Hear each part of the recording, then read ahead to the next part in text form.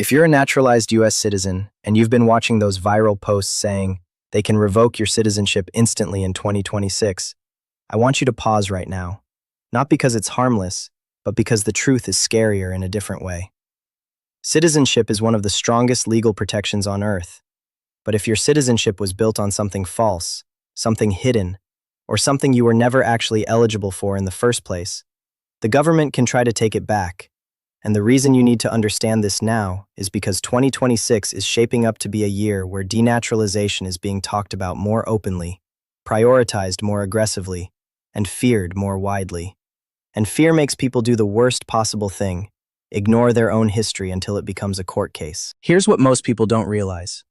Denaturalization does not mean a border officer snaps your passport in half, and it does not mean a random letter in the mail makes you a non-citizen by Friday. Denaturalization means revocation of citizenship that you obtained through naturalization, and it happens through a legal process in federal court, not an instant administrative cancellation. And that court piece matters because it's the difference between rumors and reality. In simple terms, denaturalization is the government saying, you should never have become a citizen, and then trying to prove it in court. And if they win, the law treats the revocation as effective back to the original date you naturalized. Like the clock is turned back to the day you took the oath, and you drop back to whatever status you had right before citizenship, which is why this is so high stakes, and why people feel shaken even hearing the word. And this is where it gets serious. The law doesn't require the government to show you're a bad person today. The government's core theory in most denaturalization cases is about what happened then, what was true, what was concealed, what was misrepresented, and whether you met the requirements at the time you became a citizen. USCIS is blunt that revocation of naturalization, denaturalization, can only occur in federal court, and that a person's naturalization can be revoked either by a civil proceeding or through a criminal conviction tied to naturalization fraud. And the government carries a high burden of proof in civil denaturalization. Clear, convincing, and unequivocal evidence that doesn't leave the issue in doubt, which is legal language that basically means they can't guess, they can't speculate, they have to prove it. But the part nobody talks about is that even with that high standard, denaturalization is still real. And the grounds can be broader than people assume, because the law allows revocation when citizenship was illegally procured, meaning you were not eligible for naturalization in the first place, or when it was procured by concealment of a material fact or willful misrepresentation, meaning you got through the process by hiding or lying about something important. And yes, important doesn't always mean dramatic. It can mean an undisclosed criminal history, a fake or sham marriage that was part of the green card path, a hidden prior deportation order, a false asylum story, a false claim on a visa application that later became the foundation for your lawful permanent resident status, or even something as simple as you never actually met a basic requirement like lawful admission for permanent residence, continuous residence, physical presence, or good moral character at the time, because if you weren't eligible, your naturalization can be attacked as illegally procured. Now let me separate two categories of citizens, because this matters emotionally and legally. Natural-born citizens, people who are U.S. citizens from birth, including birth in the United States under the 14th Amendment in most situations, are not in the denaturalization bucket, because denaturalization is about revoking naturalization, and you can't denaturalize someone who was never naturalized. That's why all those birthright citizenship debates you see online are a completely different legal battlefield, involving constitutional interpretation and who is a citizen at birth, not a court process claiming fraud in your N400 history. So if you're a naturalized citizen, your fear is not they're ending birthright citizenship and coming for you. Your fear is much more specific. Is there anything in my immigration story that the government could argue was fraudulent, concealed, or disqualifying at the time I naturalized? And this is where people get blindsided, because many naturalized citizens believe once they've held a U.S. passport for 10, 15, 20 years, the government can't touch them. But denaturalization cases can be brought decades later, if the government can prove fraud or illegal procurement. And modern enforcement has a weapon older generations didn't face: digital memory. In 2026, your file isn't just a paper folder. It's databases, fingerprints, travel records, court records, interagency data sharing, visa applications preserved across time, and background checks that don't get less detailed as the years go by. they get more connected. Here's what most people don't realize. The risk often isn't that you committed some new crime and suddenly lose citizenship. The risk is that a new investigation, sometimes for something totally different, causes old facts to be rechecked, and something you thought was buried resurfaces. Imagine a very real scenario. You naturalized years ago, you're living a normal life, then you apply for a security-sensitive job, or you sponsor a relative, or you file a passport renewal, or you get pulled into an investigation as a witness, and suddenly somebody is comparing your old immigration statements with other records. Maybe an old asylum application, maybe a visa application, maybe a prior marriage-based petition, maybe an arrest record you thought was dismissed so it doesn't count, maybe a different name spelling you never corrected. And the government starts asking a question that feels like a knife. Were you truthful when you became a citizen? That's the emotional center of denaturalization fear. And it's not irrational, but it also gets distorted online into misinformation that makes people panic unnecessarily. So let's ground it. Denaturalization is not automatic, and it's not supposed to be used for simple human mistakes like getting a date wrong because you were nervous, or translating a name differently, or misunderstanding a question where the truthful facts still showed you were eligible. The government generally has to show that the misrepresentation or concealment was material, meaning it had a natural tendency to influence the decision, or that you were actually ineligible for some requirement at the time, and they have to carry that heavy burden in court. The Supreme Court cases often cited in this space exist for a reason. Courts have repeatedly emphasized how serious citizenship is and how high the government's burden must be, with language about clear, unequivocal, and convincing proof, because denaturalization is the legal equivalent of ripping up a life contract after it has already been signed and lived under. And this is where it gets serious again, because 2026 isn't happening in a vacuum. You're hearing more denaturalization stories because enforcement focus shifts create more referrals and more litigation.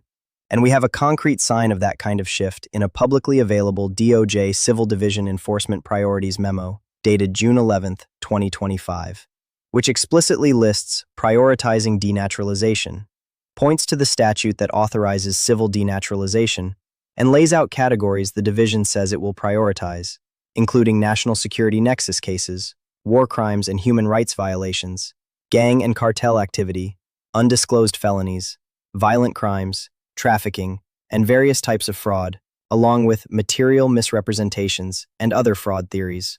So the conversation isn't coming out of thin air, it's coming out of policy emphasis that signals, we're going to pursue more of these where evidence supports it. But here's the part nobody talks about. Even with memos and priorities, denaturalization is still not a mass button they can press. It's resource-intensive, it's litigated, it's often fact-heavy, and it still runs through federal court with discovery and real legal standards, meaning you should not treat every rumor as a personal countdown clock. What you should do is understand the main legal grounds the government uses, because that's where your real risk, if any, would live. The first big ground is fraud, misrepresentation, or concealment of material facts during the immigration journey leading to naturalization. Not just on the N-400 itself. If your lawful permanent resident status was obtained through fraud, and that fraud was never caught, your citizenship can be argued to be unlawfully procured because the foundation was defective. That includes asylum fraud, claiming persecution facts that weren't true, hiding firm resettlement, hiding travel back to the country of claimed fear, hiding identity or prior status, marriage fraud, marrying to get papers and then later trying to present it as a real relationship, or hiding criminal conduct that would have affected admissibility, LPR eligibility, or the good moral character period for naturalization. The second big ground is illegal procurement. And this one scares people because USCIS acknowledges that illegal procurement can apply even if the person was innocent of any willful deception. Meaning if you simply did not meet a requirement at the time, like you weren't lawfully admitted for permanent residence the way the law required, or you didn't have the required residence or physical presence, or you didn't have good moral character, or you lacked attachment to the Constitution, then the government may argue your naturalization was illegally procured. Now, before you spiral, you need the missing sentence that calms this responsibly. Not every mistake equals ineligibility, and not every ineligibility can be proven years later under the government's burden. But if the government can prove it, the theory exists. And this is where families get blindsided. They think the danger is only big, scary crimes. But sometimes the trigger is a lie told to survive an earlier stage, like lying about entry, lying about a prior removal order, lying about a prior marriage, lying about criminal history. And those lies can come back when records are digitized and cross-referenced. Another major fear point is national security or war crimes type allegations. And I want to be careful here. Most viewers will never be anywhere near this category, but policy memos prioritize it because it's politically and legally high impact. There's also a specific naturalization-related rule that if someone becomes involved with certain prohibited organizations within a set period after naturalization, it can be treated as prima facie evidence of concealment or misrepresentation about their attachment or intentions. And that's one reason national security language shows up so frequently in denaturalization discussions. Again, not because most people are targets, but because those are the cases government attorneys like to spotlight. Now let's talk about the rumor that's driving anxiety. Can they revoke your citizenship just because you committed a crime after you naturalized? In general, ordinary crimes committed after naturalization do not automatically revoke citizenship because denaturalization is not designed as a general punishment for post-citizenship misconduct. It's aimed at situations where the citizenship was obtained illegally or by fraud, or where specific statutory conditions apply. But, and this is the part people don't want to hear, post-naturalization crimes can still become relevant if they reveal something you hid earlier, like you committed a crime before naturalization and didn't disclose it, or you committed conduct during the statutory good moral character period and lied about it, or you gave false testimony under oath to obtain an immigration benefit. And the regulations that define good moral character explicitly say that false testimony to obtain an immigration benefit can be disqualifying, regardless of whether the lie was material. Which is why immigration lawyers treat sworn lies during the naturalization process like radioactive waste. You don't touch it, you don't minimize it, you don't assume it's harmless. Here's what most people don't realize. Denaturalization often isn't about one dramatic smoking gun. It's about a chain. If they can show you would have been denied naturalization had the truth been known, or that you were never eligible, they can argue your citizenship was unlawfully procured. And then everything that came after, passport, voting, sponsorship, sits on top of that cracked foundation. Now let's address visa lottery concerns, because I see this constantly. If you became a citizen through a path that started with the diversity visa lottery, there is nothing inherently suspicious about that. And winning the lottery is not a denaturalization trigger by itself. The risk would only come from fraud in the DV process.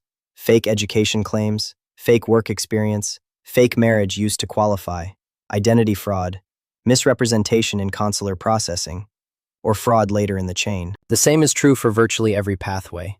The program itself isn't the danger, fraud is the danger. So what do you do with this information without living in dread? You do two things at the same time.